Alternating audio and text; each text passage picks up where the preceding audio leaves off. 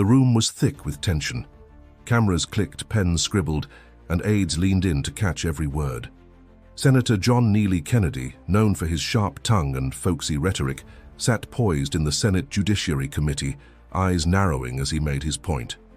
"The Constitution," he said with deliberate cadence, "is not a menu where you pick and choose what you like." Then it happened. A voice cut him off mid-sentence, sharp and impatient. "That's rich coming from someone who cherry-picks precedent, depending on which side he's on." Gasps and murmurs rippled through the chamber. All eyes turned to the interruption. Senator Alex Monroe, a freshman legislator from California. Younger and hungry for attention, his tone less about substance and more about scoring a soundbite. Kennedy paused, blinking slowly. His lips pressed into a tight line. This wasn't just a challenge, it was a provocation, designed to rattle, to dominate. But before the tension could spiral further, another voice, calm, composed, and oddly familiar, rose from the witness table. "If I may," said Margaret Rowland, her tone slicing through the static like a scalpel. "I believe the senator was citing Marbury versus Madison. Perhaps we should let him finish." All heads turned again, this time to a woman in her early 60s, silver streaking through her auburn hair, posture straight, eyes unreadable. She wasn't a politician, she was an academic, and yet in that moment her voice carried more authority than either senator on the floor. Before we dive into what happened next, make sure to hit that subscribe button to follow more incredible, real-life political stories that shake the halls of power. Margaret Rowland, Maggie, to those who knew her in another life, wasn't here by accident. She had been invited to testify as a constitutional expert, but for her, the invitation had another meaning, a return. Decades earlier, she and Kennedy had sat side by side in torts, constitutional law and trial advocacy classes at the University of Virginia. Back then, he was already acerbic and charismatic, the type who made professors chuckle and classmates bristle.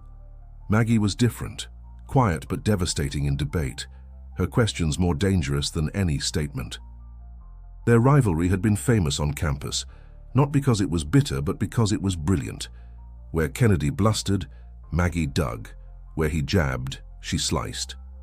They were two minds forged in different fires, destined to clash, and destined to understand each other in ways few others could. She hadn't seen him in years. Life had taken her into academia, civil rights litigation, and eventually the lecture halls of Yale. Kennedy had gone into politics, climbing the ladder with charm and grit. And yet, sitting there now, hearing his voice echo in that chamber, it was as if no time had passed. But this wasn't nostalgia. Maggie had witnessed the degradation of political discourse from afar, watched as nuance gave way to soundbites, as legal reasoning became fodder for partisan warfare. She had hoped today would be different, that perhaps through the hearing, serious constitutional issues might be discussed with the gravity they deserved. Instead, she watched a rising senator tear into an elder not with argument but with insult. She remembered a moment from law school, Kennedy standing up for her when a professor dismissed her line of questioning as overly abstract. He had disagreed, not to defend her as a peer, but to defend the principle of serious debate. And now, decades later, she faced a question. Should she remain a silent witness, or step forward once more, not to defend a man, but to defend the law? The interruption had not been a mistake. It was strategy. Senator Monroe leaned forward in his seat, clearly pleased with the reaction he'd provoked. Cameras were now turned to him, capturing his confident smirk and bold posture. "Senator Kennedy," Monroe continued without invitation, "seems to believe legal doctrine is something you can dress up in whatever costume suits your narrative." The air grew colder. Kennedy adjusted his glasses, expression unreadable, but the crease at his brow deepened. "Do you have a question, Senator?" he asked, "or are you here to audition for cable news?"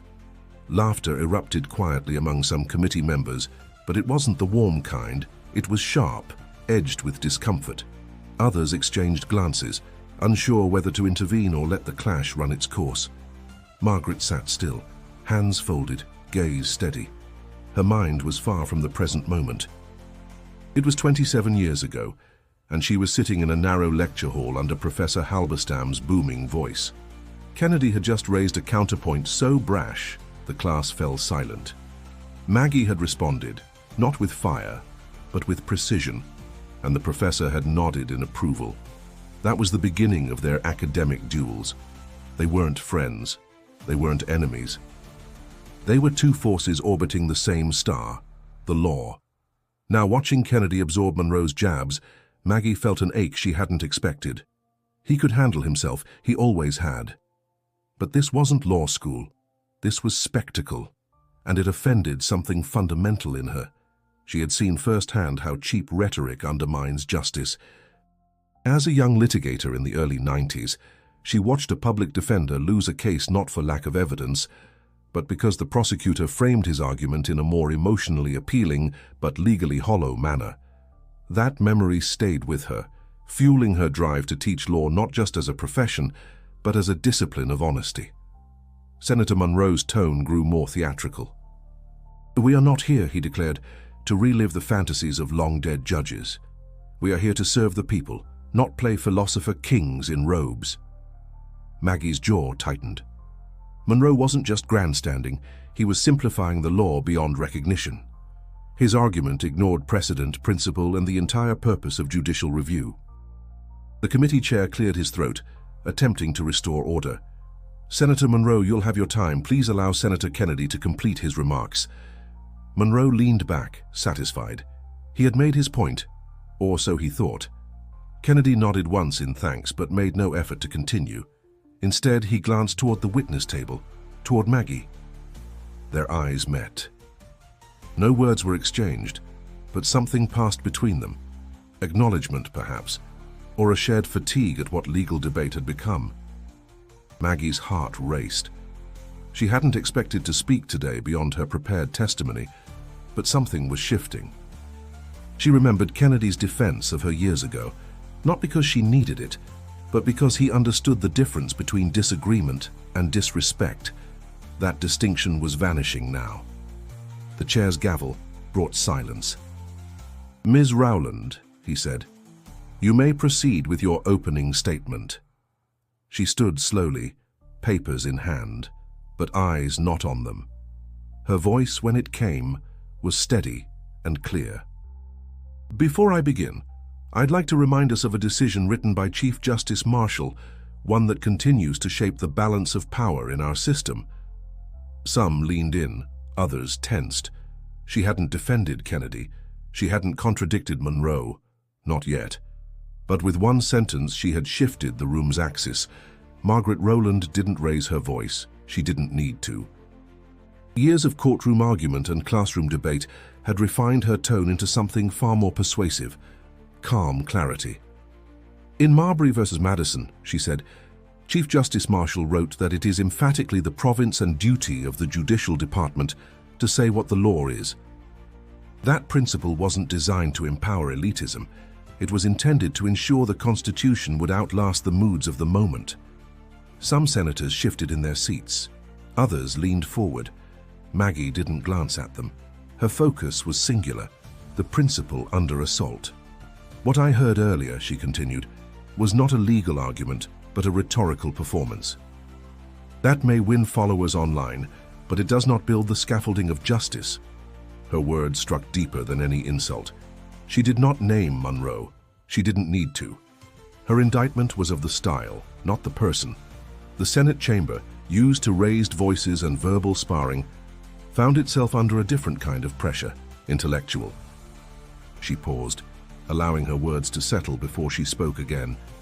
"The Constitution is not a convenience.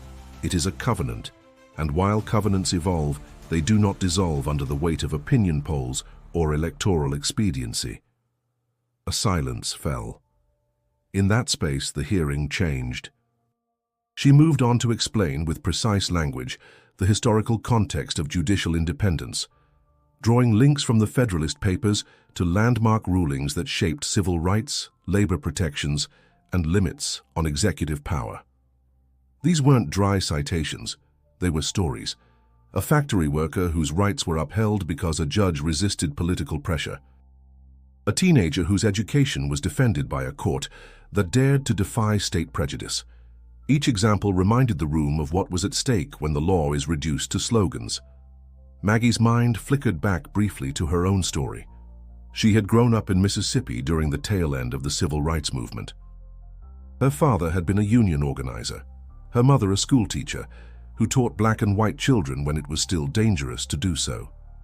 The first time Maggie saw a courtroom was at age 9, watching her father testify before a hostile judge. He lost that case, but not his dignity. That memory was burned into her, the reason she went into law. And now, in this very room, she was witnessing a slow erosion of the seriousness that had once drawn her to this profession. "The law is not a prop," she said firmly. "It is a discipline, a language, a shield. It demands rigor. And when we abandon that rigor for applause lines, we betray not just our system, we betray those who depend on it." She let the words hang. Kennedy didn't move. His hands were clasped in front of him, his expression unreadable but attentive. Monroe, to his credit, didn't interrupt again. He stared ahead, his jaw tight. Maggie wasn't done, but she also wasn't there to grandstand. She brought her statement back to the committee's purpose, analyzing the constitutional implications of judicial appointments. She laid out 3 points of concern with the current nominee's record, none of them partisan, all of them built on precedent. She concluded, "If we cannot debate the law with seriousness, then the Constitution becomes vulnerable not to enemies abroad, but to carelessness at home." A senator whispered to an aide. Others scribbled notes. 1 or 2 looked chastened. She sat down. The silence lingered a beat longer, and for the first time in that hearing, no one rushed to fill it. The gavel came down softly, signaling a brief recess. But no one moved. It wasn't inertia. It was reverence. Something had shifted, and everyone in that room knew it. Senator Kennedy didn't rise from his seat.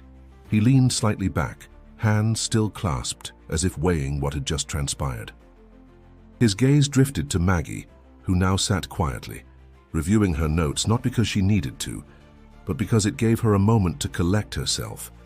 Then, in an unexpected gesture, the chair offered the floor back to Senator Kennedy for a final response. He didn't take it. Instead, he offered a slight nod toward Maggie. Nothing grand, just enough to say she had said what needed saying. There was nothing to add. It was a rare kind of humility, especially in a space where every pause is usually filled with someone trying to score another point. But in this silence, Kennedy chose dignity over performance. The chair, sensing the moment, turned back to Maggie. "Ms. Rowland, would you like to offer closing remarks?" She didn't hesitate. "There's a reason," she began, "why judicial confirmation hearings matter, not just to this committee, but to the nation, because judges don't speak through microphones or campaign ads. They speak through rulings, through interpretations that shape lives, generations, and the boundaries of what is just."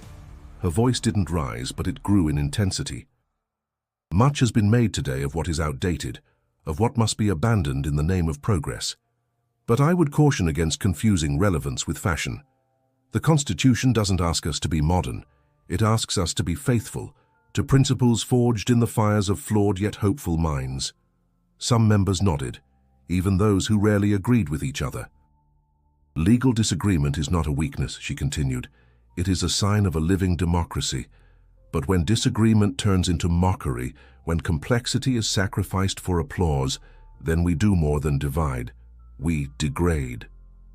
She took a breath, but her eyes didn't leave the dais. "In law school, I learned that the most dangerous argument is not the one that's wrong, it's the one that's careless. Because carelessness, masked as confidence, is how precedent is broken, and when precedent breaks, so do protections." There it was, the heartbeat of her message. Not partisanship, not loyalty to any judge or senator, but loyalty to the discipline that had shaped her life. She spoke finally of her students, bright, determined, diverse. How they come to class each week, desperate not just to understand law, but to believe it still means something. That belief is fragile, she warned, and it depends on how adults in power choose to wield their platforms. Her final words were simple but unflinching. "If we want the next generation to trust our courts, We must show them that legal reasoning is not a tool for spectacle, it is a responsibility. She sat down. No flourish, no dramatics, and the room, for the second time that day, didn't move. Outside the chamber, the media had already caught wind of the moment. Clips of Maggie's speech began circulating within minutes. Headlines appeared across the political spectrum. Law professor silences the circus. A voice of clarity in a noisy chamber. Yale scholar reminds Senate what law is for. But Maggie didn't check her phone. She didn't glance at the cameras. She simply folded her notes and waited for the hearing to resume, unaware or perhaps unconcerned that something in the national conversation had just shifted. 2 days later, the morning light spilled through the windows of a quiet cafe just off Capitol Hill. The rush of cameras, the buzz of punditry, the flood of commentary, it all seemed distant here. John Neely Kennedy sat at a small table, nursing a black coffee. Across from him sat Margaret Rowland, equally quiet, her hands wrapped around a steaming cup of tea. No microphones, no notes, no need for speeches. They hadn't planned to meet, not formally. Kennedy had sent a one-line message through a mutual acquaintance. "I owe her a cup of something stronger than water." Maggie had smiled when she read it and said yes. The conversation was sparse. Neither needed to rehash what had already been said in public. Instead, they spoke of their days at UVA, the professors who shaped them, the cases they argued as students, and the impossibly late nights spent trying to out-reason one another. "I haven't seen a room freeze like that since Halberstam tried to explain economic substantive due process," Kennedy said with a grin. Maggie chuckled. "That was the day someone compared it to alchemy. You, if I recall." "Guilty." Silence fell again, but it was easy. Not awkward, not heavy, just real. Finally, Kennedy spoke more seriously. "You didn't do it for me. I know that." "No," Maggie said, not unkindly. "I did it for the law." Kennedy nodded slowly. "Still, thank you." That was all. Maggie returned to New Haven that evening. Her lecture hall looked the same, but her students' eyes held something different when she walked in. Respect, yes, but also a renewed sense of purpose. Her words in Washington had gone viral, and with them, something rare had emerged. Consensus. Not universal agreement, but a shared respect across ideologies for the way she framed the conversation. News anchors from both sides had praised her clarity. Op-eds quoted her without twisting her meaning. Students emailed her from across the country, asking for reading lists, guidance, inspiration. She didn't seek any of it. She didn't change her lectures, but she began including more of her own stories, of failure, of learning, of watching the law stumble and rise again. Not to shine a light on herself, but to remind her students that this work wasn't abstract. It was always about people. Senator Kennedy, meanwhile, resumed his usual pace, hearings, speeches, interviews. But those paying attention noticed something. He no longer interrupted as often. He started citing historical rulings with more context. And once, in a hearing on executive power, he referenced a point Maggie had made, word for word, without claiming it as his own. It wasn't a transformation, but it was something. The hearing had come and gone. The judge in question was confirmed, the news cycle moved on, and the next controversy filled the airwaves. But what remained was harder to measure. That a clip, 3 minutes long, played in law schools. A quote printed on classroom walls. A shift in tone during serious debates. And for some, perhaps, a reminder that the law, though slow, imperfect, and often bruised, still had guardians, people like Maggie. Before we close, if this story moved you, don't forget to subscribe for more powerful true stories of courage, intellect, and the moments that shape our world. And now, click on the video that just appeared on your screen. Another unforgettable moment where principle triumphed over spectacle.